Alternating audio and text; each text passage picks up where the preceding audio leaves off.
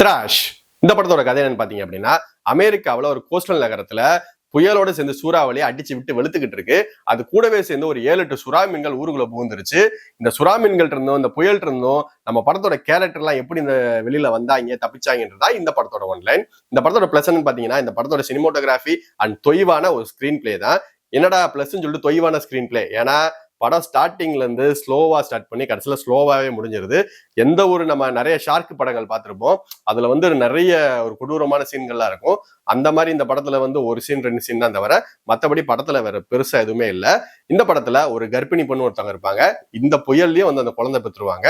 அவங்க அந்த குழந்தையோட எப்படி தப்பிக்கிறாங்க, அவங்க பாட்டு அந்த படத்துல கொஞ்சம் நல்லா இருக்கும். அதனால இந்த படத்தை ஒரு ஒன் டைம் வாட்சபிளா கருதி தாராளமா பார்க்கலாம். இந்த படம் நெட்ஃபிளிக்ஸ்ல தமிழ் டப்பிங்ல இருக்கு.